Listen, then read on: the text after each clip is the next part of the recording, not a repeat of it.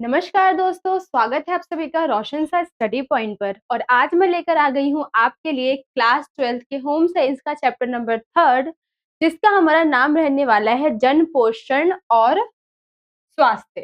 तो अब चैप्टर के नाम से ही हम थोड़ा बहुत समझ जाते हैं कि चैप्टर के अंदर क्या देखने को मिलने वाला है हमें। तो हमें यहाँ जन पोषण, जन मतलब क्या है हमारे, जन मतलब क्या है, हम सारे क्या है, बहुत सारे लोग मिलके जन बनाते हैं। ठीक है। पोषण, तो हमारे लिए कौन कौन सी पोषक सुविधाएं हैं, कौन कौन से पोषक तत्व है जो हमारे लिए जरूरी है, कौन कौन से पोषक तत्वों की कमी हमारे अंदर रह जाती है जिससे हमें बहुत सारी बीमारियां हो जाती है। हम इन सब के बारे में मेनली इसमें समझने वाले हैं कि बचपन में हम खुद को किस प्रकार से पोषित रख सकते हैं, हमारे फैमिली वाले हमें किस प्रकार से पोषित रख सकते हैं। हम मेनली इस चैप्टर में ये समझने वाले हैं। और स्वास्थ्य कितना इंपॉर्टेंट है हमारे लिए, हमारे ग्रोथ के लिए, हमारे डेवलपमेंट के लिए, ये हम यहाँ पर जानने वाले हैं। तो पूरे चैप्टर में मोस्टली आपको यही देखने को मिलेगा कि जन पोषण को हम किस तरीके से बचा सकते हैं, कौन कौन सी कमियां होती है जन पोषण में। जैसे हम जन पोषण की बात करें तो हम देखते हैं तो बहुत सारे लोगों को मोटापे की दिक्कत होती है, बहुत सारों को अरक्तता होती है, हीमोग्लोबिन की दिक्कत होती है। तो ये सारी जो प्रॉब्लम्स है, इसको हम किस तरीके से सॉर्ट आउट कर सकते हैं, इसके बारे में हम इसमें पढ़ने वाले हैं। ठीक है, तो हम देखते हैं चैप्टर को स्टार्ट करते हैं।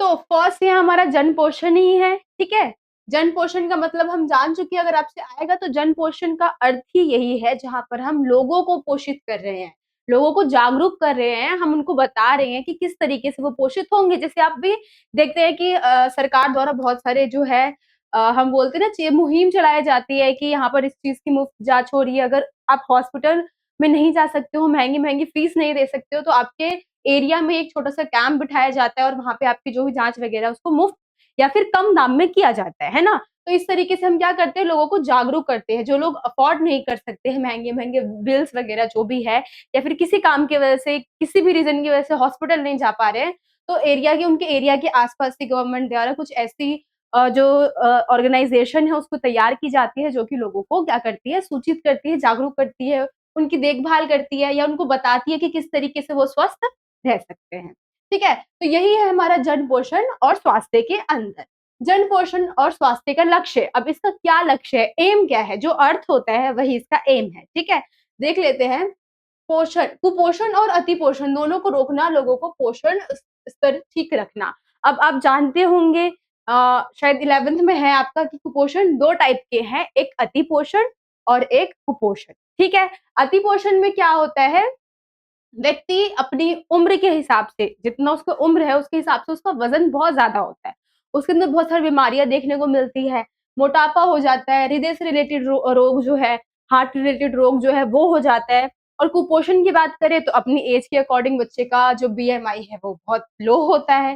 ठीक है, जिसकी वजह से उसको बहुत सारी दिक्कतों का सामना करना पड़ता है। हाइट बढ़ती है, खाना खाता है, लेकिन उसके शरीर को लग नहीं रहा होता है।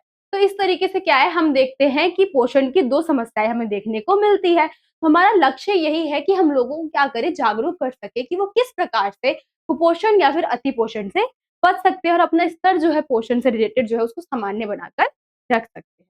ठीक है, आई होप आपको पता चल गया होगा कि कुपोषण, जन पोषण क्या है और इसके लक्ष्य क्या है। अगर जन पोषण की डेफिनेशन आएगी उसमें भी आप यही सेम लाइन लिख सकते हो, और अगर लक्ष्य आ गया उसमें भी आप यही सेम लाइन लिख सकते हो। ठीक है, नेक्स्ट, कुपोषण दूर करने के कारण। अब कुपोषण है तो हमें इसको दूर क्यों करना है, क्या रीजन है, ये तो आप आसानी से बता सकते हैं, है ना। लेकिन इससे पहले हम कुछ और बातें जो है यहाँ पे ध्यान में देंगे।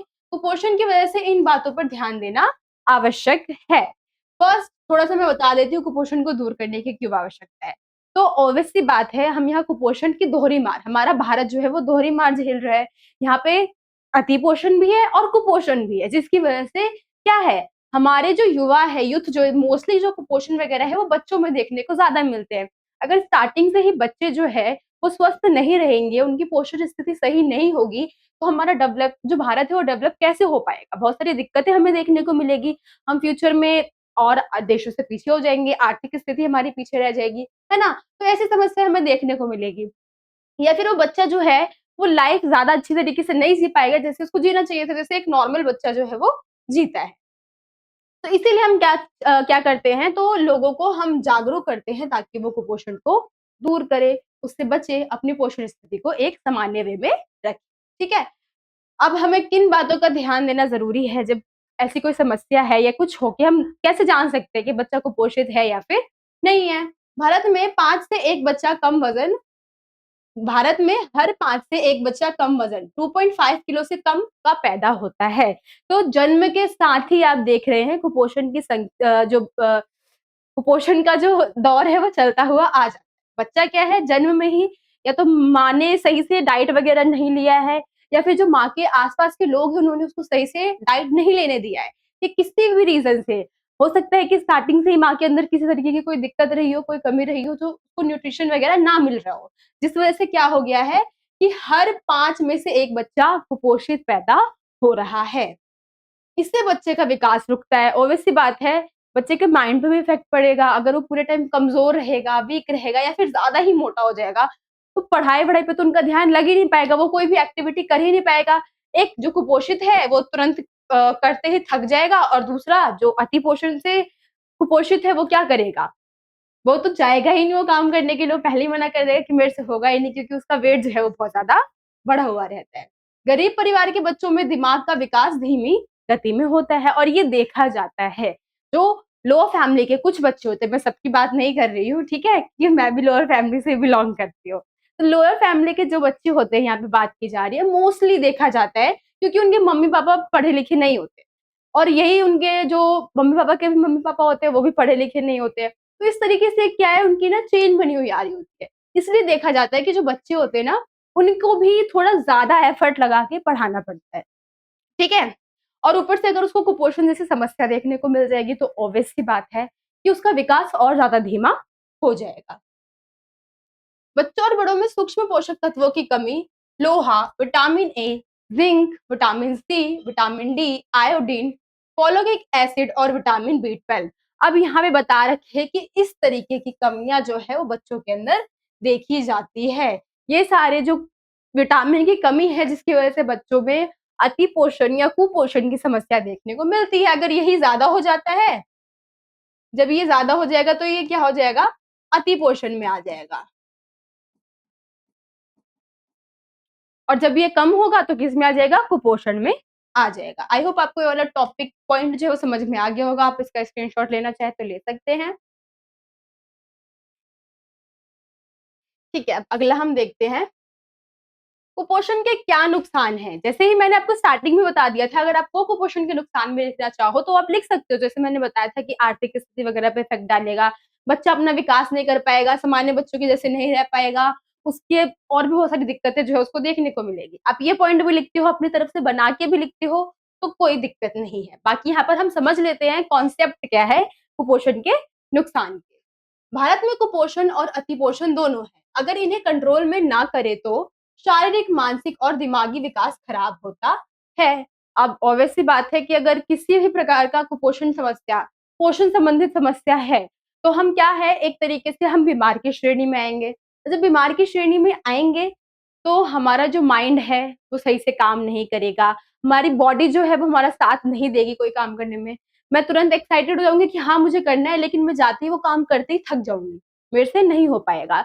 या मैं मैथ्स के सम्स की बात कर लूँ, सॉल्व करने की बात कर लूँ, अगर मेरे को कोई भी दिक्कत है, पोर्शन से रिलेटेड दिक्कत है, तो मेरा माइंड भी मेरा काम मेरे साथ नहीं रहेगा, मेरे काम में मेरी हेल्प नहीं कर पाएगा, जिस वजह से पढ़ाई में भी मैं पीछे रह जाऊँगी। तो इस तरीके की समस्याएँ क्या है, कुपोषण या पोषण संबंधित समस्याओं में देखने को मिलती है। जीवन की गुणवत्ता और काम करने की ताकत घटती है। कुपोषण ठीक करने से भारत का विकास और कमाई बढ़ेगी। तो वही यहाँ पर बात की जा रही है कि अगर कुपोषण की समस्या है तो ऑब्वियस सी बात है कि बच्चे का विकास ठीक से नहीं हो पाएगा। लेकिन अगर ये ठीक हो जाता है तो भारत का विकास, सिर्फ बच्चे का विकास नहीं, जो भारत है उसका विकास भी बहुत तेजी से होगा, क्योंकि वो किसी न किसी तरीके से अपना क्या करेगा, एक रोल निभाएगा भारत को आगे बढ़ाने में। ठीक है, नेक्स्ट देख लेते हैं भारत में अति पोषण के क्या कारण है। अभी तक हम कुपोषण को पढ़ रहे थे, अब अति पोषण के कारण क्या है वो हम देख लेते हैं। तो अति पोषण का मतलब आप समझ चुके हैं, जो बच्चे क्या है, अपनी आयु के हिसाब से ज्यादा मोटे होते हैं, ठीक है, जितना उनका बीएमआई होना चाहिए उससे ज्यादा उनका बीएमआई होता है, तो उसको हम बोलते हैं अति पोषण में हम उसको काउंट करते हैं, ठीक है। खाने-पीने और जीने का तरीका बदल गया है। आज के टाइम की हम बात कर लें, पुराने टाइम की हम दोनों को एक तुलना ले लेते हैं। सबके घर में सब सारी चीज़ें होती रहती है, सबके पेरेंट्स मना करते हैं कि बाहर की चीज़ें नहीं खानी चाहिए। हमारे टाइम पे हम नहीं खाते थे इसलिए हम स्ट्रॉन्ग है ये, ऐसी-ऐसी बातें होती है, ठीक है? तो वही है कि आज के टाइम पे क्या हुआ है लाइफ़स्टाइल बिल्कुल चेंज हो चुका है, खान-पान जो भी है वो बिल्कुल चेंज हो चुका है। रहन-सहन पहले बच्चे बाहर जाके खेलते थे बट आज के टाइम पे उन्हें वीडियो गेम खेलना ज़्यादा अच्छा लगता है। आजकल बच्चे आपस में मीटिंग नहीं करते हैं, वीडियो कॉन्फ्रेंसिंग में बातें करते हैं, ठीक है? तो ये सारी बातें आज के टाइम पे चल रही है, जिसकी वजह से बहुत सारी समस्याएँ हमें देखने को मिल रही है, जिसमें से एक हमारा अति पोषण है। तो खान-पान के बदलाव की वजह से बच्चे मैदा ज़्यादा खा रहे हैं, मोमो, चाउमीन इन सब पे बच्चों का ध्यान ज़्यादा जा रहा है, बर्गर, पिज़्ज़ा पे, ठीक है? जिसकी वजह से उनको अति पोषण जैसी समस्या देखने को मिल रही है। लोग कम मेहनत करते हैं और बच्चों की हम बात करें तो आज के टाइम में बच्चे बिल्कुल भी मेहनत नहीं करना चाहते हैं। वो चाहते हैं कि हाँ, वो इंटेलिजेंट बहुत है कि अगर उनको सारी चीज़ें ला के दे देना, तो बहुत क्रिएटिव है आज के टाइम के बच्चे। लेकिन वो सारी चीज़ें इकट्ठा नहीं करना चाहते। इकट्ठा करके उनको कोई और देगा, वो बस जो मेन काम है वो करेंगे। वो इतना ही करना चाहते हैं। जिसकी वजह से उनको क्या है जब मेहनत कम करेंगे तो मोटापा बढ़ेगा और मोटापा बढ़ेगा तो जो पोषण संबंधित समस्या है वो उनको देखने को मिलेगी। गाड़ी बस पर ज़्यादा निर्भर रहते हैं।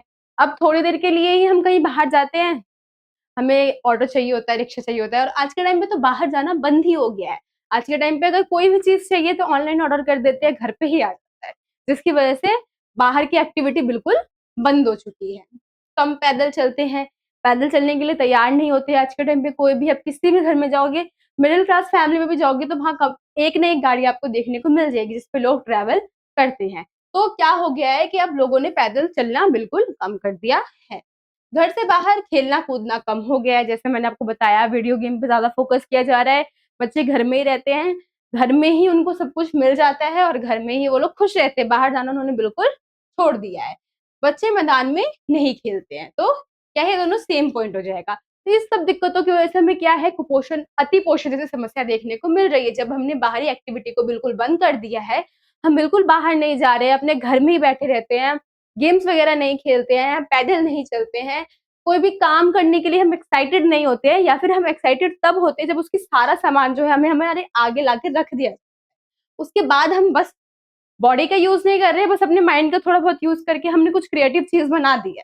लेकिन बॉडी का यूज़ तो तब होता है ना जब हम खुद बाहर जाते, सामान लेकर आते, लोगों से मिलते, चलते, पैदल चल रहे होते। तो उससे हमारे अंदर क्या है कुछ ना कुछ एक्टिविटी हो रही होती है जिसकी वज़ह से हम एक संतुलित लाइफ़ जी पाते। लेकिन हम क्या कर रहे हैं बिल्कुल घर में बैठे हुए हैं जिसकी वज़ह से हमें ऐसी समस्या देखने को मिल रही है। तो आई होप आपको अति पोषण समझ में आ गया होगा। आप इसका स्क्रीनशॉट ले सकते हैं। नेक्स्ट देख लेते हैं अब हम अति पोषण के क्या नुकसान हैं? अब अति पोषण के नुकसान आप बहुत अच्छे तरीके से आप ये भी लिख सकते हैं, ज़्यादा मुश्किल नहीं है। इसमें हमें यही बताना है कि अति पोषण से क्या-क्या दिक्कतें होती है, तो मोटापा, वज़न बढ़ता है। मेन बात क्या है हमारा वज़न बढ़ गया, हम किसी भी एक्टिविटी में पार्टिसिपेट नहीं कर पाएँगे, हम करने से पहले ही थक जाएँगे।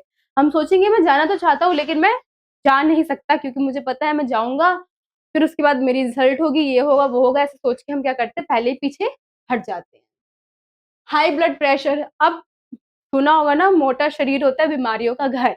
अगर किसी का शरीर कुछ ज़्यादा ही मोटा है, अगर वो हेल्दी है और थोड़ा उसका मतलब वज़न-वज़न बढ़ा हुआ है तो वो चल जाता है। लेकिन अगर वो हेल्दी की श्रेणी से बाहर आ जाए और उसका वेट बहुत ज़्यादा बढ़ जाए तो उसमें बहुत सारी दिक्कतें देखने को मिलती है। कम उम्र में ही क्या है बीपी की समस्या, हाई ब्लड प्रेशर की समस्या देखने को मिलती है। डायबिटीज़ हो जाती है, शुगर जैसी समस्या जो है वो भी मोटे शरीर में देखने को मिलती है और कैंसर। कैंसर जैसी बड़ी बीमारी भी अतिपोषण की वजह से हो सकती है। नेक्स्ट यहाँ कुछ है पोषण की समस्याओं के कारण। अब पोषण समस्या जो है वो क्यों होते हैं? क्या रीज़न है पोषण से जुड़ी समस्याओं के? अगर कुपोषण हो रहा है या फिर अतिपोषण हो रहा है तो क्या रीज़न है?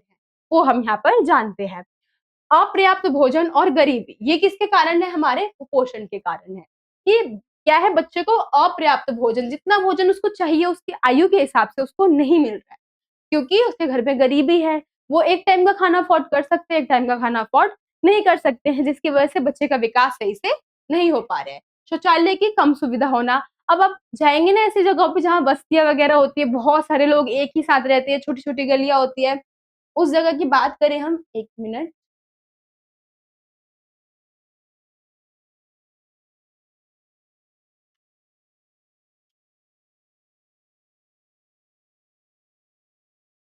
हुँ।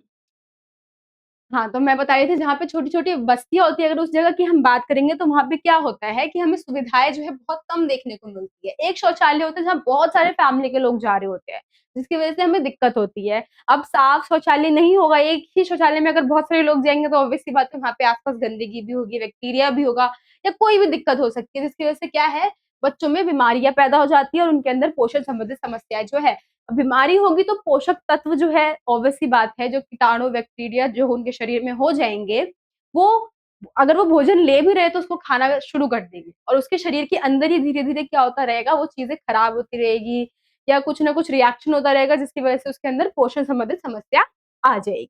सरकारी नीतियाँ, अब क्या है सरकारी नीतियाँ क्या है, सरकार द्वारा बहुत सारी नीतियाँ चलाई तो जाती हैं, लेकिन वो क्या होता है, इनके तक पहुँच नहीं पाती है। बहुत सारे रीज़न हैं ना पहुँच पाने के, बहुत सारे लोग पढ़े-लिखे नहीं होते, तो उनको पता ही नहीं चल पाता कि कोई नीति आई भी है।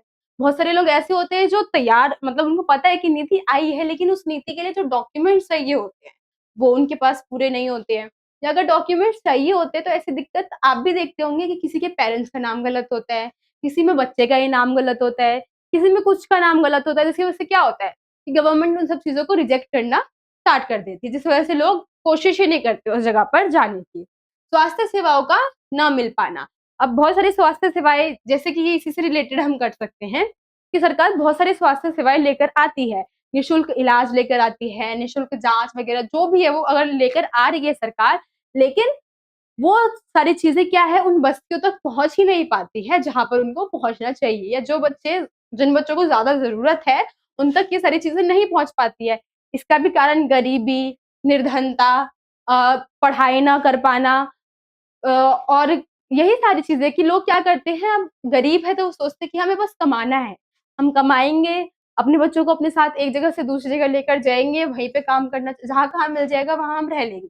इस तरीके की सोच क्या करती है बच्चों को बीमार कर देती है। अपर्याप्त सफाई, अब ऐसी जगह पे जब कोई बच्चा रहेगा जहाँ सफाई नहीं होगी, भोजन सही ढंग से नहीं बनाया जाएगा, सही सफाई से नहीं बनाया जाएगा, साफ पानी का इस्तेमाल नहीं किया जाएगा तो ऑब्वियस सी बात है बच्चे के अंदर क्या है पोषण संबंधित समस्याएँ हमें देखने को मिलेगी। ठीक है, तो आई होप आपको ये वाले पॉइंट्स जो है वो समझ में आ गए होंगे, अगर आप स्क्रीनशॉट लेना चाहते हैं तो ले सकते हैं। नेक्स्ट देखते हैं अब हम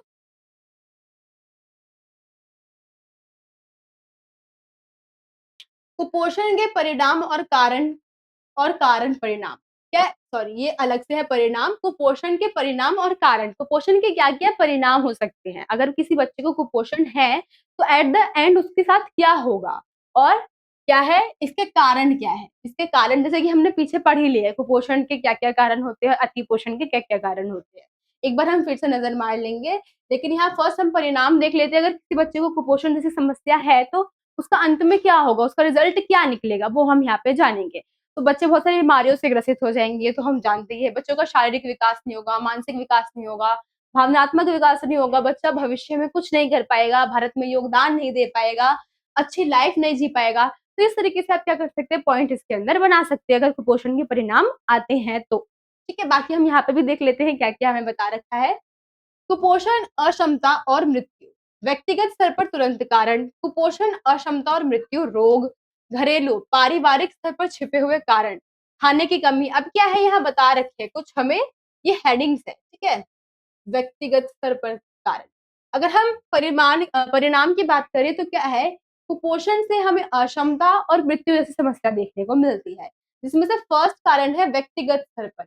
मतलब किसी व्यक्ति के निजी स्तर पर व्यक्ति खुद किस तरीके से कुपोषण से लड़ता है या फिर उसको कुपोषण जैसी समस्या हो जाती है, तो क्या परिणाम निकलते हैं वो यहाँ पर हमें बताया है। तो क्या है कुपोषण आएगा, अक्षमता आएगी और मृत्यु होगी या फिर कोई रोग उसको हो सकता है व्यक्तिगत स्तर पर, ठीक है? घरेलू और पारिवारिक स्तर पर छिपे हुए कारण क्या है? तो खाने की कमी। अब बच्चे को खाने की कमी हो रखी है, माँ और बच्चे की ठीक से देखभाल ना हो पाना, साफ-सफाई और स्वच्छता की कमी, अस्पताल, डॉक्टर की सुविधा में ना मिलना। तो ये हम मेन क्या देख रहे हैं, इसके कारण, ठीक है? ये मेन क्या है, इसके कारण है।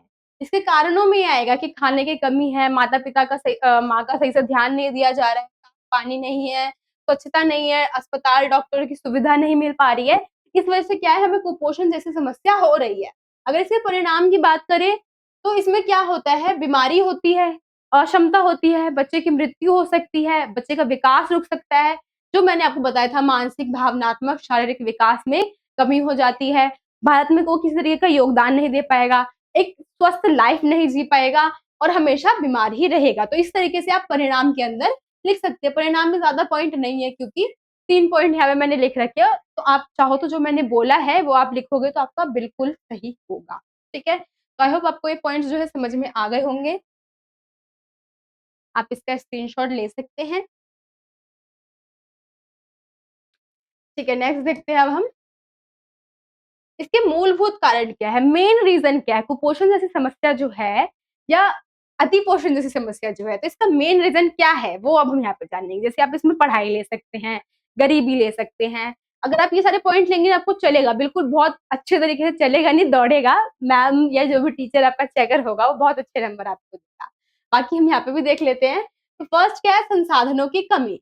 अब व्यक्ति के पास संसाधन नहीं है, रिसोर्सेज नहीं है, पैसा नहीं है कि वो जाए और अपना इलाज कर पाए। तो इस तरीके की समस्या से क्या होता है, हमको कुपोषण जैसी समस्या देखने को मिलती है। लोगों की संख्या, पैसा और सेवाओं को चलाने का तरीका। अब आप यहाँ देखते हैं ना, आपने सुना भी होगा कि धांधली बहुत होती है। अब सरकार कोई स्कीम लेकर आ रही है, लेकिन कुछ लोग ऐसे होते हैं जो कि क्या करते हैं, स्कीम के नाम पे पैसे ले लेते हैं, लेकिन वो स्कीम कभी सामने आती ही नहीं। बहुत बार आपने ऐसा सुना होगा, अपने आस-पास के लोगों से, न्यूज़ में सुना होगा, कहीं न कहीं सुना होगा आपने, ठीक है? तो ये इसलिए बता रखे हैं कि दिखा तो दिया कि संसाधनों की कमी है, लेकिन मेन रीज़न क्या है कि संसाधन सरकार द्वारा उपलब्ध कराए जाते हैं, लेकिन वो उन गरीब लोगों तक पहुँच ही नहीं पाते जिनकी उनको आवश्यकता होती है, ठीक है? व्यवस्था, राजनीतिक, सांस्कृतिक, धर्म, पैसा और समाज का सिस्टम। इसमें महिलाओं की हालत समस्या सुलझाने के लिए पैसे ना मिलना, पर्यावरण खराब होना और जैव विविधता कम होना शामिल है। तो क्या है कि हमें क्या बताया गया है, व्यवस्था हमारी देश की व्यवस्था किस प्रकार की है। अब आप देखते हैं कि अगर कोई भी योजना अगर महिलाओं के लिए भी आई है, जैसे आपने अभी सुना होगा लाडली बहना योजना कुछ करके आया है, तो बहुत सारी लेडीज़ को उसमें पैसे मिल रहे हैं, ऐसा मुझे सुनने में आया है, ठीक है?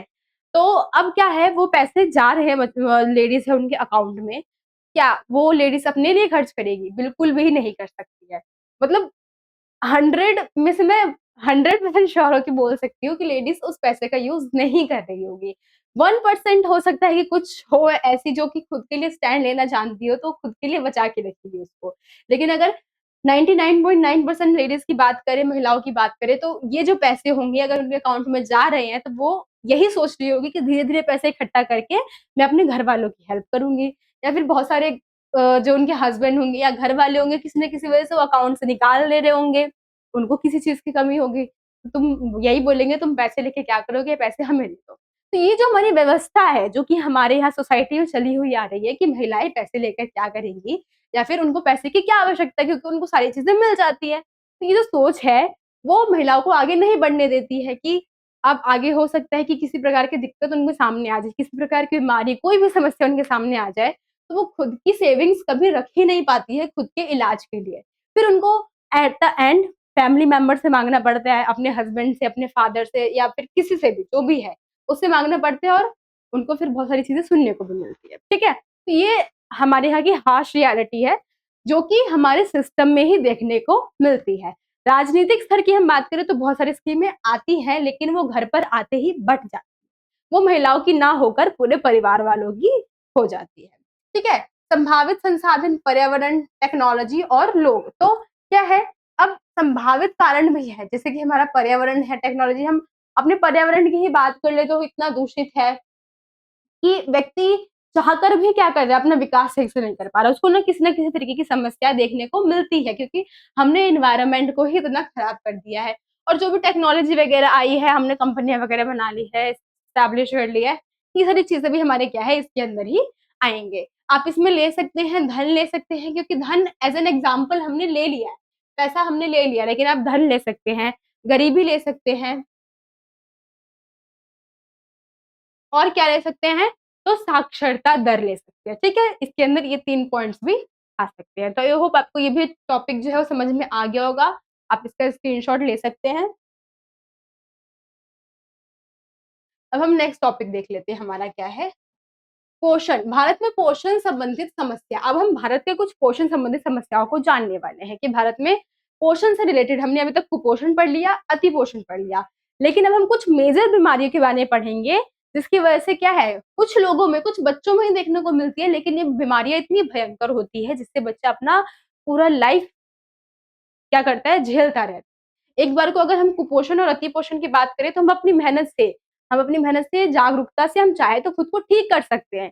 लेकिन ये कुछ बीमारियाँ ऐसी होंगी जिनको ठीक करना बहुत ज़्यादा मुश्किल होता है। तो वो हम देख लेते हैं क्या है? प्रोटीन ऊर्जा कुपोषण, ठीक है? एक फर्स्ट आ गया हमारा प्रोटीन ऊर्जा कुपोषण।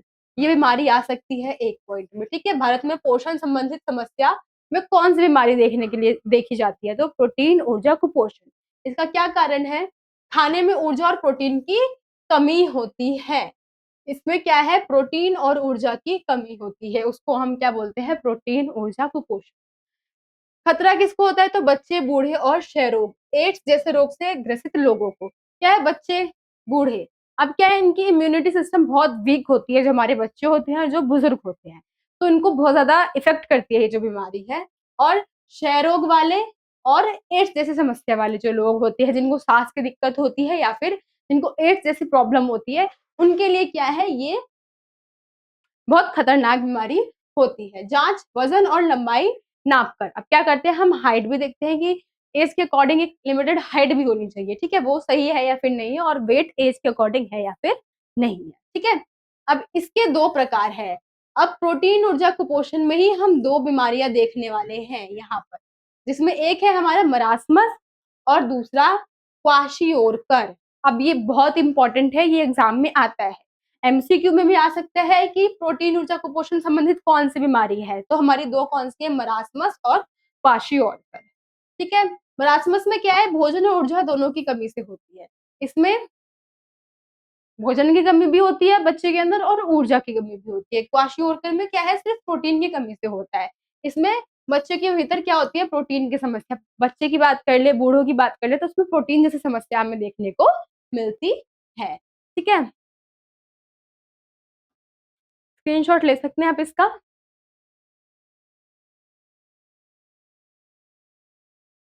नेक्स्ट देखते हैं अब हम। सूक्ष्म पोषकों की कमी। अब यहाँ पे जो हमारे सूक्ष्म पोषक तत्व है, एक आपने पढ़ा होगा, जो हमारे बड़े होते हैं, बृहद पोषक तत्व होते हैं, और एक हमारे सूक्ष्म पोषक तत्व होते हैं। सूक्ष्म मतलब ये होते छोटे हैं, लेकिन हमारे लिए बहुत ज़्यादा इम्पोर्टेंट रोल निभाते हैं, क्योंकि इनकी वजह से हम, मतलब जो सूक्ष्म पोषक तत्व है, अगर ये हमारे शरीर में सही से काम नहीं करेंगे, तो हो सकता है कि हमारा शरीर ठीक से काम करना बंद कर दे, ठीक है? तो ये हमारे लिए बहुत इम्पोर्टेंट होते हैं। होते ये छोटे हैं, कम मात्रा में चाहिए होते हैं, लेकिन इनकी आवश्यकता हमें बहुत ज़्यादा होती है, ठीक है? लौह तत्व की कमी से अरक्तता। विकसित और विकासशील दो देशों में सबसे ज़्यादा होने वाला अतिपोषण विकास। अब क्या है, सूक्ष्म पोषक तत्व की कमी से हमें कौन-सी बीमारी देखने को मिलती है? तो लौह तत्व की कमी से अरक्तता। अरक्तता मतलब जो खून की कमी जो हमारी होती है, अरक्तता आपने सुना होगा, वो है, ठीक है? तो ये क्या है, मोस्टली ये सब जगह देखी जाती है, विकसित हो या फिर विकासशील देश हो, दोनों ही देशों में ये समस्या जो है हमें देखने को मिलती है। हमारा भारत क्या है, विकसित देश है, लेकिन अगर हम सॉरी विकासशील देश है, लेकिन अमेरिका जैसे देशों की बात कर ले, चाइना जैसे देशों की बात कर ले, तो ये कौन है? हमारे विकसित देश, ठीक है? तो यहाँ हर देशों में जिस अरक्तता की जो समस्या है वो हमें देखने को मिलती है। अब क्या है, संवेदनशील वर्ग, इसके भीतर कौन-कौन से वर्ग जो है वो आ सकते हैं, वो हम यहाँ पे देखेंगे कि अरक्तता जैसी समस्या कौन से वर्गों में ज़्यादा हमें देखने को मिलती है। तो कम कम उम्र में गर्भ धारण करने वाली महिलाएँ, किशोर लड़कियाँ, गर्भवती महिलाएँ, विद्यालय, छोटे बच्चे। तो अब मोस्टली देख रहे हैं तो अरक्तता समस्या जो है, खून की कमी की जो समस्या है, वो महिलाओं में बहुत ज़्यादा देखने को मिल रही है। कुछ छोटे बच्चे भी इससे प्रभावित हो जाते हैं, ठीक है? क्योंकि महिलाओं में ऑलरेडी बहुत सारी जो चेंजेस वगैरह वो देखने को मिलते हैं हमें एज के अकॉर्डिंग, है ना? और फिर जो प्रेगनेंसी में जो उनके बहुत सारे ब्लड लॉसेस वगैरह जो होते हैं, उसकी वजह से क्या होता है, उनको अरक्तता जैसी समस्या देखने को मिलती है। अरक्तता क्या है वो हम अब जान लेते हैं। तो जब शरीर में हीमोग्लोबिन कम बनता है और खून में इसका स्तर गिर जाता है, हीमोग्लोबिन शरीर में ऑक्सीजन पहुंचाता है। तो हीमोग्लोबिन का यहाँ काम क्या है कि वो शरीर में क्या करते हैं, ऑक्सीजन पहुंचाता है। लेकिन मेन क्या है, जब हीमोग्लोबिन खून के अंदर कम बनता है, एक ऐसे आपने डॉट डॉट कहीं आपने देखा हो, ब्लड सेल्स का आपने देखा होगा, तो उसमें डॉट डॉट टाइप के रहते हैं जो कि हमारा ब्लड बनाते हैं, वो हमारे हीमोग्लोबिन होते हैं। जब वो हीमोग्लोबिन कम बनते हैं ब्लड के अंदर, तो क्या होता है, हमें अरक्तता, खून की कमी जैसी समस्या देखने को मिलती है। ठीक है। अरक्तता के क्या लक्षण होते हैं, तो आपने देखा होगा, आप जाओगे कहीं, अगर आपको डॉक्टर सबसे पहले बताता है खून की कमी है, तो ऐसे आंख देखता है और यहाँ पे देख के बताता है थोड़ी सी खून की कमी है या फिर ज्यादा खून की कमी है, इस तरीके से बताएगा, है ना। या फिर जीभ देखता है, जीभ पीला है या फिर नहीं। आप अपनी अपनी हथेलियां देख सकते हो, आपको पता चल जाएगा। किसी किसी के आप देखते हैं जिनके अंदर खून सही मात्रा में होता है, तो उनकी हथेलियां बिल्कुल गुलाबी होती है। लेकिन जिनमें कम मात्रा में होता है, उनकी हथेली हमें हल्की येलोइश या फिर ब्लू टाइप की देखने को मिलती है। तो जीभ में पीलापन देखने को मिलता है, नाखूनों में पीलापन देखने को मिलता है, जो हमारे नेल्स है ये भी क्या होते हैं, पीले हो जाते हैं और सड़ना स्टार्ट कर देते हैं अगर हमारे अंदर हीमोग्लोबिन की कमी होती है तो। कोमल तालु में पीलापन देखने को मिलता है। ठीक है। तो ये हमारे अरक्तता के कारण और अरक्तता क्या है और संवेदनशील वर्ग, अरक्तता के भीतर कौन कौन से वर्ग हमें देखने को मिलते हैं, तो मोस्टली हमें महिलाएं जो है वही देखने को मिलती है। आई होप आपको समझ में आ गया होगा, आप स्क्रीनशॉट ले सकते हैं।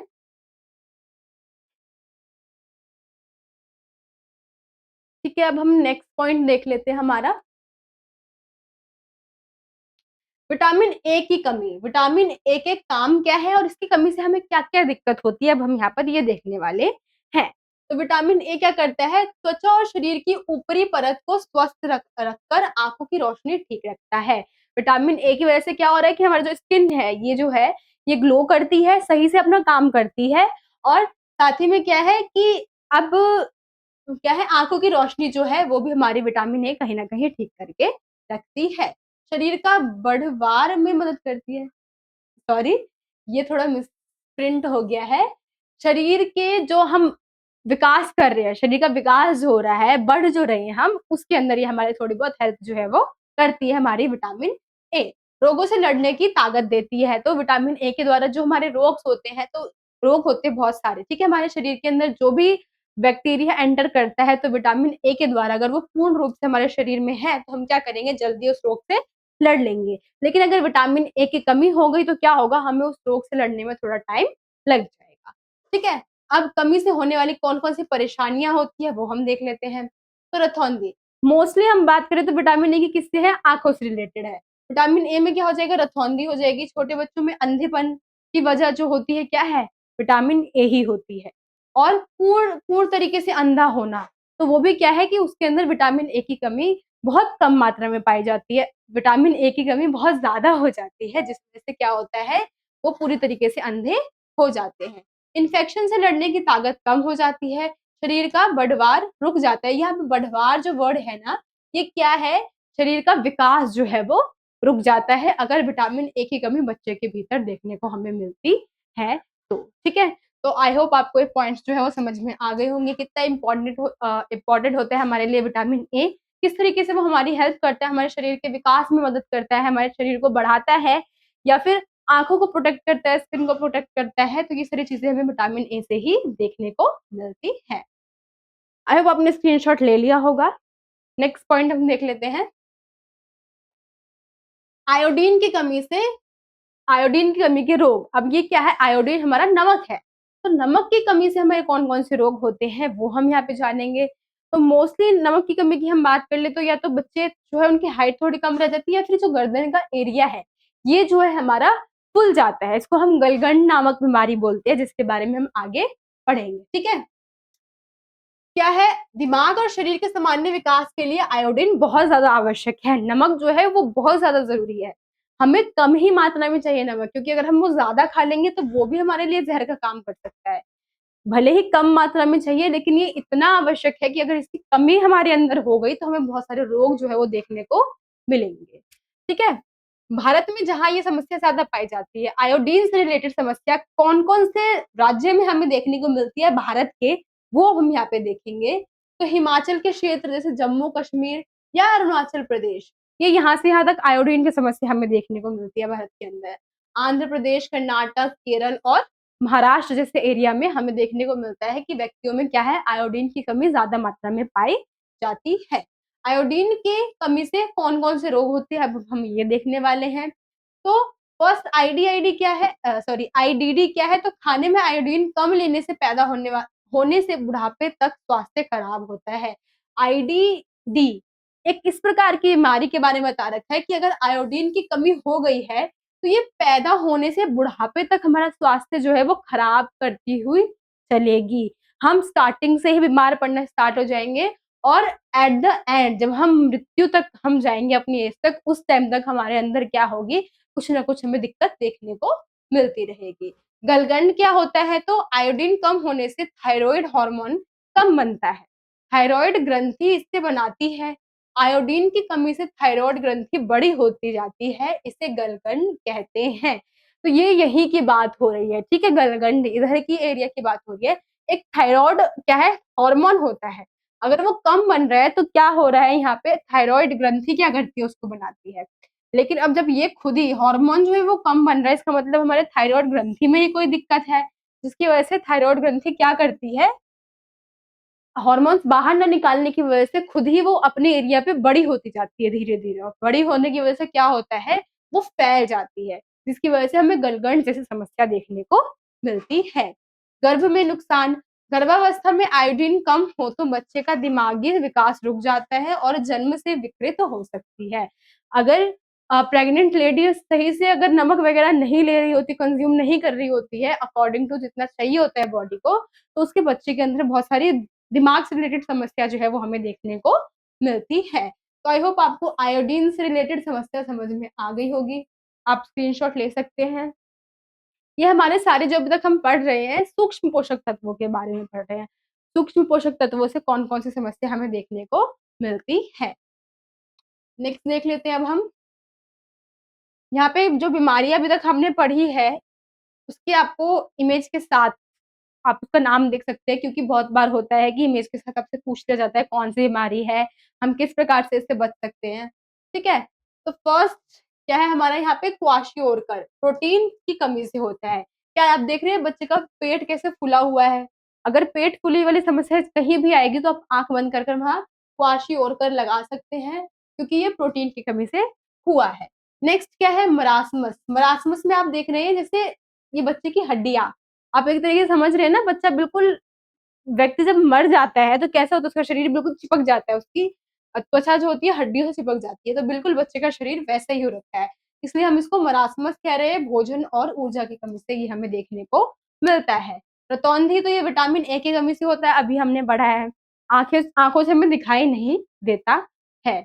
गलगंड है, ये आप यहाँ देख रहे हैं, इनका गला किस टाइप से फूला हुआ है, तो ये आयोडीन की कमी से और गले में सूजन की वजह से होता है। ये अरक्तता है, हमारे खून की कमी। खून की कमी से क्या हो रहा है, आप ये वाला हाथ देख रहे होंगे तो आपको हल्का पिंक टाइप का दिख रहा होगा। लेकिन अगर आप ये वाला हाथ देखेंगे तो ये हमारा क्या है, येलो दिख रहा है। इसमें क्या है, हमारा अनीमिया की कमी है, हमें अरक्तता हो रखी है, और ये हैंड क्या है हमारा, नॉर्मल है। तो इस तरीके की बीमारियाँ हमें देखने को मिलती है प्रोटीन से रिलेटेड। इसीलिए जन पोषण और स्वास्थ्य आवश्यक है, ताकि जो ये सामान्य बीमारियाँ हैं जिससे लोग तुरंत इनके चपेटे में आ जाते हैं और निकलना मुश्किल हो जाता है, तो लोग क्या करें, इससे अवेयर हो सके, इसको किस तरीके से हम सुधार सकते हैं उसके बारे में लोगों को जानकारी मिल सके, इसलिए जन पोषण स्वास्थ्य जैसा चैप्टर जो है बनाया गया है। तो आई होप आपको ये जो फोटोज़ वगैरह हैं इनके नाम जो है वो समझ में आ गए होंगे।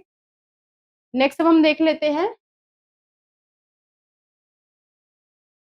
पोषण संबंधी समस्याओं से निपटने के लिए नीतियाँ। अब हमने पोषण संबंधित समस्याओं से निपटने के लिए कौन-कौन से कार्यक्रम किए हैं, कौन-कौन सी नीतियाँ चलाई है हमारी सरकार ने, वो हम यहाँ पर जानने वाले हैं। तो फर्स्ट क्या है, पोषण अभियान। फर्स्ट हमारा पोषण अभियान है जो कि मार्च 2018 में राजस्थान के झुंझुनू से शुरू हुआ था। लक्ष्य क्या था, बौनापन जो कम कद वाले, बौनापन जिनकी हाइट थोड़ी कम होती है। अल्प पोषण जो कि क्या है, जिनके अंदर कुपोषण की समस्या जो है, अल्प पोषण क्या है, कुपोषण होता है, अल्प पोषण और अति पोषण।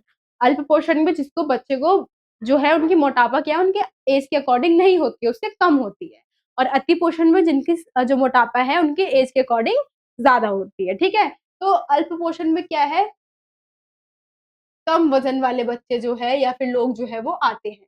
तो इसका लक्ष्य क्या था, बौनापन, अल्प पोषण, अनीमिया और कम जन्म दर को सुधार करना, उस पर काम करना, ठीक है।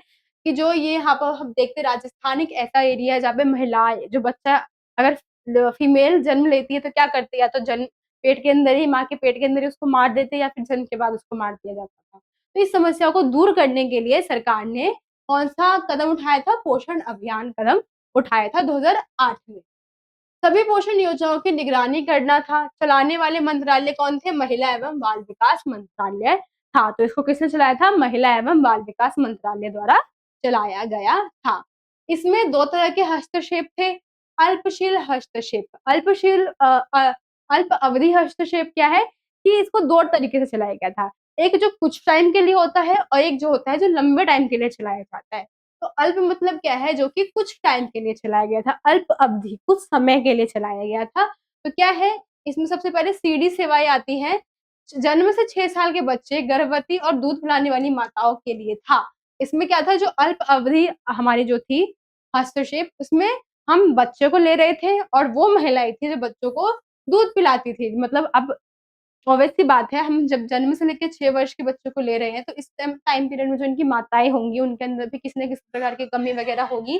तो इससे हम इसको हम ठीक करने के लिए क्या कर रहे थे, तो हमने कुछ मुहिम वगैरह जो है वो चलाई थी, ठीक है।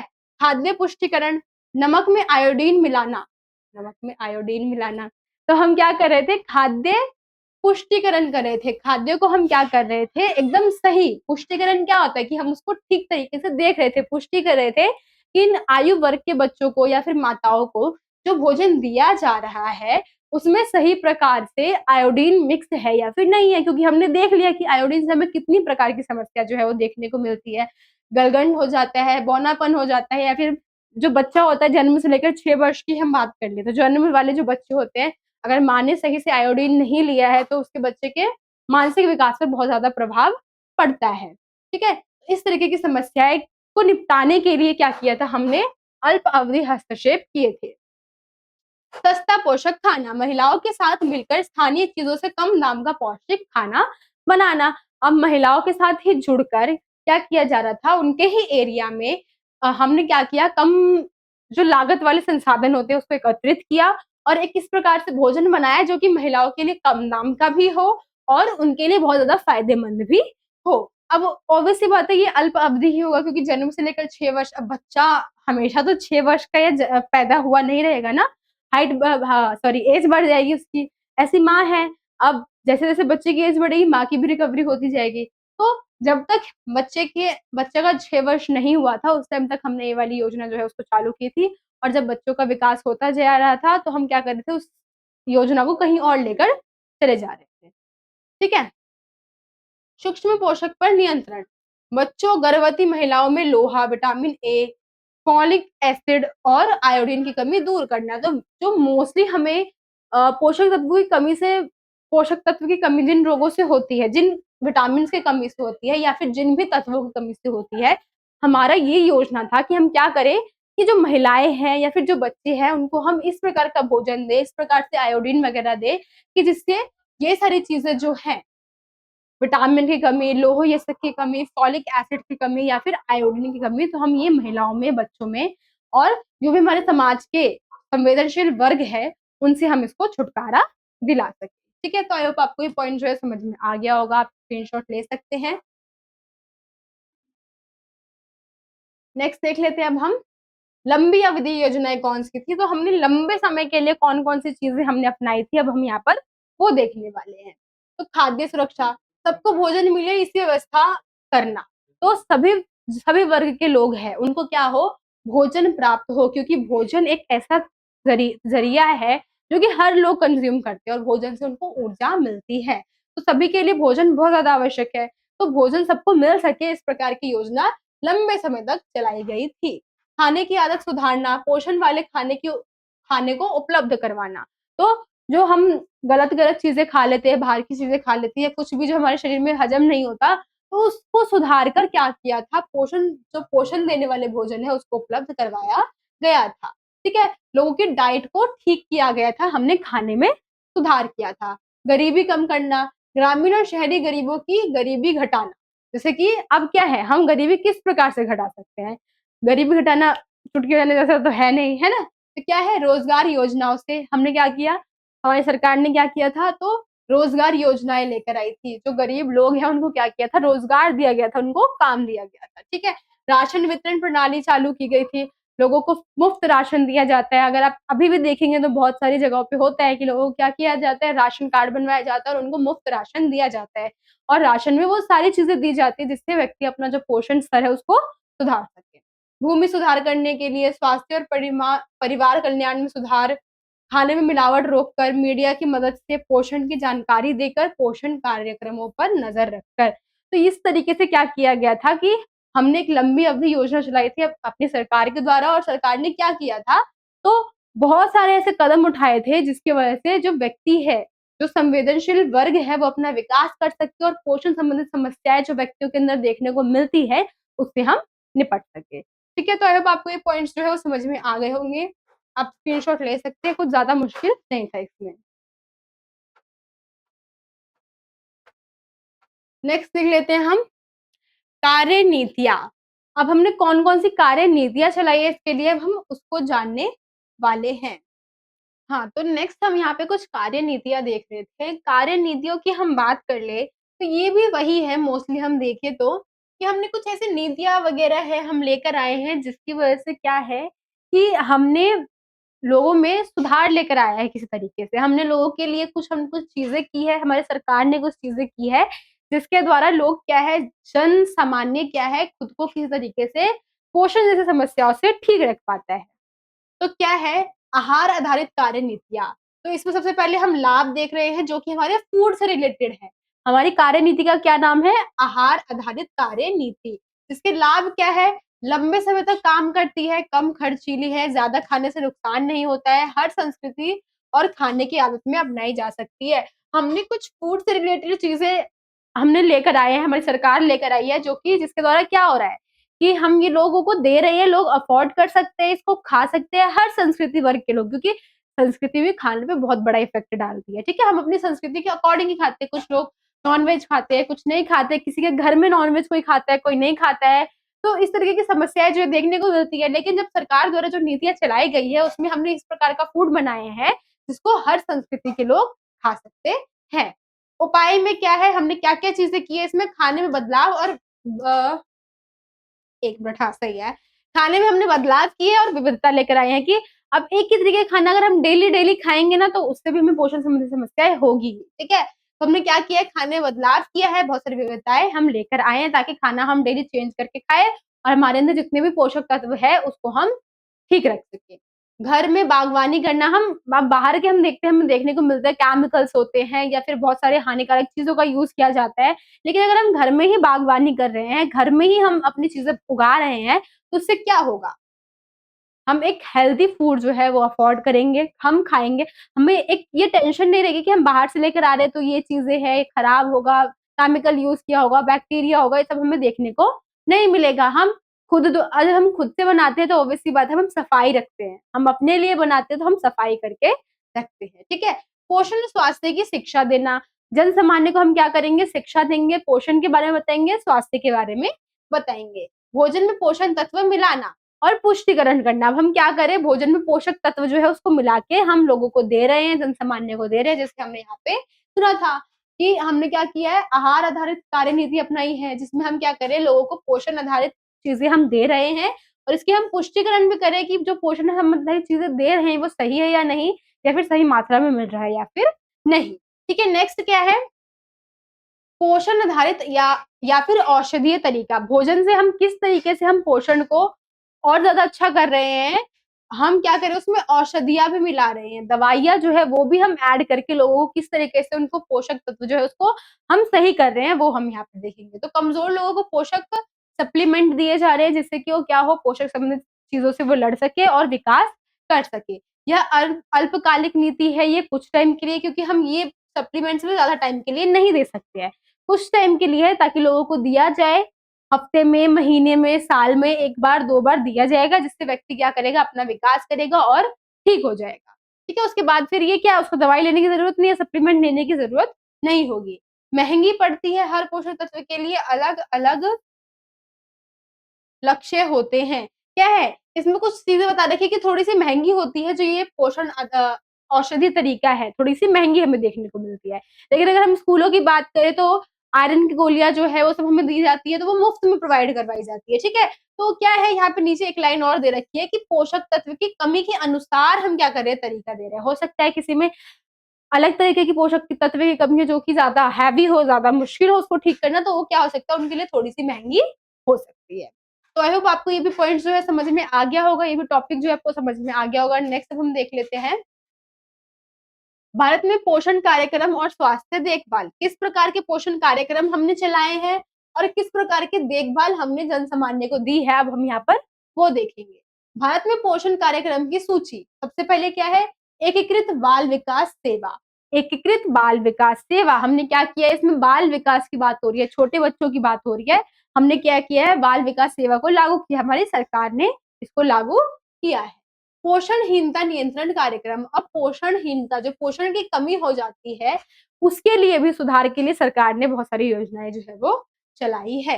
विटामिन ए की कमी से अंधापन रोकने का राष्ट्रीय कार्यक्रम, ये भी चलाया गया है सरकार द्वारा कि विटामिन ए की कमी से जो हम देखते हैं, आंख से रिलेटेड जो भी समस्या होती है उसको हम किस प्रकार से सॉल्व कर सकते हैं, ये भी हमें देखने को मिलता है। राष्ट्रीय पोषण अनीमिया रोकथाम, जो खून की कमी हो जाती है उसको हम किस प्रकार से सॉल्व कर सकते हैं, इसके लिए भी सरकार ने नीतियां चला रखी है। आयोडीनहीनता विकार नियंत्रण, आयोडीन की कमी से जो भी हमारे अंदर विकार होता है उसके बारे में भी हमें बताया गया है। आहार पूरक कार्यक्रम में क्या क्या चीजें, हमारी मध्याह्न भोजन, अब देखते हैं छोटे बच्चे जो होते हैं उनके अंदर क्या होती है, कुपोषण की समस्या या फिर अतिपोषण की समस्या ज्यादा देखने को मिलती है। तो उसके लिए क्या किया गया है, मध्याह्न भोजन कार्यक्रम लागू किया गया है, जिससे कि बच्चे क्या है, उनको सही डाइट मिले, अलग-अलग प्रकार का भोजन मिले और वो अपना पोषक तत्व जो है उसको ठीक और संतुलित रख सके। भोजन सुरक्षा कार्यक्रम में क्या है, जन वितरण प्रणाली, अंत्योदान अन्न योजना, अन्नपूर्णा योजना, काम के बदले अनाज राष्ट्रीय कार्यक्रम। तो यहाँ पे क्या है, भोजन सुरक्षा में हम मोस्टली क्या कर रहे हैं, तो अन्न प्रोवाइड करवा रहे हैं लोगों को किसी भी तरीके से। वो काम करे तो हम उनको अन्न दे देंगे, उन्होंने राशन कार्ड बना रखे है तो उनको अन्न मिल जाएगा, या फिर जो जनसामान्य है उनको हम किस प्रकार का भोजन दे रहे हैं। तो हम क्या करें, इस प्रकार से लोगों को हम अन्न जो है वो प्रोवाइड करवा रहे हैं, वो हम किसमें कर रहे हैं, भोजन सुरक्षा कार्यक्रम के अंतर्गत कर रहे हैं। तो ये कुछ कार्य नीति और उसके अंदर करने वाले कार्य थे, आई होप आपको समझ में आ गए होंगे। नेक्स्ट अब हम देख लेते हैं, स्वरोजगार और वेतनिक रोजगार योजनाएं। अब इसके अंदर हम किस प्रकार से स्वरोजगार या फिर वेतनिक रोजगार जो हम बना सकते हैं, जैसे कि हम इसके अंदर कौन कौन से कार्य वगैरह कर सकते हैं, वो हम यहाँ पर जानने वाले हैं। क्या है, स्वास्थ्य देखभाल, इसमें सिर्फ डॉक्टर का इलाज नहीं बल्कि स्वास्थ्य बढ़ाना, ठीक रखना, निगरानी करना और स्वास्थ्य लाभ में मदद शामिल है। तो यहाँ पर ये जरूरी नहीं है कि आपको डॉक्टरी की ही पढ़ाई आनी चाहिए, इसके अलावा क्या है, आप स्वास्थ्य को हम किस प्रकार से ठीक रख सकते हैं, बढ़ा सकते हैं, स्वास्थ्य की निगरानी किस प्रकार से कर सकते हैं, इस तरीके के फील्ड में भी हम जा सकते हैं। भारत में स्वास्थ्य देखभाल के 3 स्तर, अब यहाँ पे 3 स्तर बताए गए हैं हमारे कि हम किस प्रकार से भारत में देखते हैं कि व्यक्ति स्वस्थ है या फिर नहीं है। तो सबसे पहले प्राथमिक स्तर पे क्या है, व्यक्ति देख रहे हैं परिवार या समुदाय का स्वास्थ्य से पहला संपर्क, ये सेवाएं प्राथमिक स्वास्थ्य केंद्रों से मिलती है। अब हम प्राथमिक स्तर पे हम क्या देख रहे हैं, पहले तो व्यक्ति को देख रहे हैं, उसके परिवार को देख रहे हैं, समुदाय को देख रहे हैं, किस प्रकार के स्तर पे वो रहता है, किस प्रकार के सोसाइटी में वो रह रहा है, संपर्क कैसा है, ये सोसाइटी के लोग कैसे हैं, हम वो देखते हैं, उसका संपर्क लोगों से किस प्रकार का है, सोसाइटी में भी लोग सही ढंग से रहते हैं या फिर नहीं, गंदगी फैला के रखते हैं, ये सारी चीजें भी हम देखते हैं। ये सेवाएं प्राथमिक स्वास्थ्य केंद्रों से हमें मिलती है। द्वितीयक में बड़ी और जटिल बीमारियों का इलाज जिला अस्पताल और सामुदायिक स्वास्थ्य केंद्र में देखा जाता है। अब ये द्वितीय क्षेत्र आ गया है जो कि बड़ी और जटिल बीमारियां हैं। प्राथमिक में हमने आसपास के लोगों से देख लिया है, द्वितीयक में हम बड़े स्तर पे जा रहे हैं, जिला स्तर पर जा रहे हैं, वहां पे जाके हम अपनी बीमारियों का इलाज करवा रहे हैं। प्रत्येक स्तर पे क्या है, सबसे जटिल बीमारियां होती है जिनका इलाज हम जिला स्तर पर या फिर प्राथमिक स्तर पर नहीं करवा सकते हैं। उस इलाज को हम तृतीय स्तर पर लेकर जाएंगे, जैसे मेडिकल कॉलेज के अस्पताल, क्षेत्रीय अस्पताल, बड़े खास अस्पताल, एम्स जैसे इसके अंदर आते हैं। तो आई होप आपको ये पॉइंट जो है समझ में आ गया होगा। नेक्स्ट देख लेते हैं हम विशेषज्ञ, पोषण विशेषज्ञ के कार्य क्षेत्र। अब इसके अंदर कौन कौन से कार्य आते हैं वो हम जान लेते हैं। तो एक सामुदायिक पोषण विशेषज्ञ इन जगहों पर काम कर सकता है। फर्स्ट, अस्पतालों के कार्यक्रमों में। अस्पताल के कार्यक्रमों में किस तरीके से काम, तो रोकथाम कर सकता है, देखभाल और शिक्षा के लिए चलाने वाले बड़े कार्यक्रमों में हिस्सा लेना। तो हम क्या कर सकते हैं, अगर हम इस फील्ड में जाते हैं तो हम अस्पतालों में काम कर सकते हैं, जिसमें हमें आता है रोकथाम, हम लोगों का इलाज करवा सकते हैं, देखभाल कर सकते हैं रोगियों का, हम शिक्षा दे सकते हैं जो रोगी होते हैं उनको। आईसीडी में पढ़ाई और योग्यता के हिसाब से एकीकृत बाल विकास सेवाओं में अलग-अलग पदों पर हम काम कर सकते हैं। ठीक है? ये चिल्ड्रन से रिलेटेड था, हमने अभी आगे देखा था कि बाल विकास योजना जो थी हमारी एकीकृत बाल विकास योजना, तो उसमें भी हम क्या कर सकते हैं, अलग-अलग पोस्ट पर काम कर सकते हैं। सरकार में, हम सरकार में भी क्या कर सकते हैं, परामर्शदाता, सलाहकार, नीति बनाने वाले समितियों में काम कर सकते हैं। हम बड़े स्तर पर जा सकते हैं जहाँ हम पूरे समाज के लिए क्या करेंगे, काम करेंगे। हम पूरे समाज को बताएंगे किस प्रकार से वो अपने पोषक को सही और संतुलित रख सकते हैं। विकास कार्यक्रम में तो सरकार के सभी विकास कार्यक्रमों में, एनजीओ में, अंतर्राष्ट्रीय संस्थाओं में हम क्या कर सकते हैं, काम कर सकते हैं। जहाँ पे हम लोगों को जागरूक कर रहे हैं, ऐसा कोई भी स्थान होगा, लोगों को हम जागरूक कर रहे हैं पोषण से रिलेटेड, या फिर हम उनको बता रहे हैं उनके खान-पान आधारित समस्याएँ जो हैं, या किस प्रकार से वो खुद को देख सकते हैं, देखभाल कर सकते हैं, इन सब चीज़ों से बच सकते हैं, तो उस क्षेत्र में हम क्या कर सकते हैं, कार्य कर सकते हैं। बड़ी संस्थाओं में जो अलग-अलग लोगों के लिए बड़े स्तर पर पोषण कार्यक्रम चलाती है, तो हम ऐसे संस्थाओं में भी काम कर सकते हैं जो बड़े स्तर पे क्या कर रही है, पोषण स्तर कार्यक्रम को चला रही है। नेक्स्ट है हमारे यहाँ पे सामुदायिक पोषण से जुड़ी समस्या। अब सामुदायिक पोषण से जुड़ी कौन-सी समस्या होती है, ये हम यहाँ पे कुछ समझने वाले हैं, और कौन से ऐसे हमारे जो है संगठन है, वो इसको हमें बताते हैं इसके बारे में, वो हम यहाँ पर मेनली जानने वाले हैं। तो क्या है, कौन बताते हैं, तो यूनिसेफ है, ऑक्सफैम है, डीएफआईडी है, एफएओ है, डब्ल्यूएचओ है, यूएसएआईडी है, जीएआईएन है, माइक्रो न्यूट्रिएंट इनिशिएटिव है। अब ये क्या है, कुछ संगठन है हमारे, कुछ संगठन, इसमें से आप मोस्टली मेनली जो मैं आपको बताऊँ तो यूनिसेफ, इसको याद कर लीजिए, और डब्ल्यूएचओ। डब्ल्यूएचओ और यूनिसेफ बहुत ज़्यादा इम्पोर्टेंट है, ये आपसे एग्ज़ाम में पूछ लिया जाएगा कि जो हमारे सामुदायिक पोषण से जुड़ी समस्या होती है, इसके बारे में हमें कौन से संगठन बताते हैं, तो हम क्या बताएँगे, डब्ल्यूएचओ और यूनिसेफ जो है हमें बताता है। डब्ल्यूएचओ हमारा हेल्थ से रिलेटेड होता है, हमारी हेल्थ से जुड़ी सारी जानकारी हमें डब्ल्यूएचओ के द्वारा मिलती है। ठीक है? तो आई होप आपको ये भी पॉइंट जो है समझ में आ गया होगा। इसमें ये तो ज़्यादा इम्पोर्टेंट नहीं है, बाकियों की मैं बात करूँ तो डब्ल्यूएचओ और यूनिसेफ जो है थोड़े ज़्यादा इम्पोर्टेंट है। इन दोनों में मैं बात करूँ तो डब्ल्यूएचओ सबसे ज़्यादा इम्पोर्टेंट है, क्योंकि इसका एक टॉपिक हमें दे रखा है हमारे चैप्टर में। नेक्स्ट, जन स्वास्थ्य पोषण क्या होता है वो हम जान लेते हैं। तो यह पढ़ाई का वह क्षेत्र है जो अच्छे स्वास्थ्य के लिए पोषण से जुड़ी बीमारियों और समस्याओं को सरकारी नीतियों व कार्यक्रमों से ठीक करना होता है। तो जन पोषण स्वास्थ्य में क्या आ रहा है, जन पोषण में क्या आ रहा है, हम क्या करें, सरकारी नीतियों में हम एक जगह एकत्रित हो रहे हैं, लोगों को हम जागरूक कर रहे हैं, उनको शिक्षा दे रहे हैं, शिक्षित कर रहे हैं, और लोगों का इलाज जो है वो कर रहे हैं। कुपोषण, शरीर को ज़रूरत के हिसाब से सही और तय मात्रा में पोषक तत्व ना मिलना। समुदाय क्या है, लोगों का एक ऐसा समूह जिसमें कुछ बातें एक जैसी, और जैसे एक जैसी भाषा, एक जैसी स्वास्थ्य समस्याएँ होती हैं। अल्पाभारी क्या है, जब किसी का वज़न उसकी उम्र के हिसाब से जितना होना चाहिए उससे कम होता है। यहाँ पे अब क्या है, कुछ शॉर्ट नोट टाइप के, अब जो हमने पुराना पढ़ा है उसको हम एक तरीके से रिकॉल कर रहे हैं, अब तक हम यही पढ़ते हुए आ रहे हैं, ठीक है?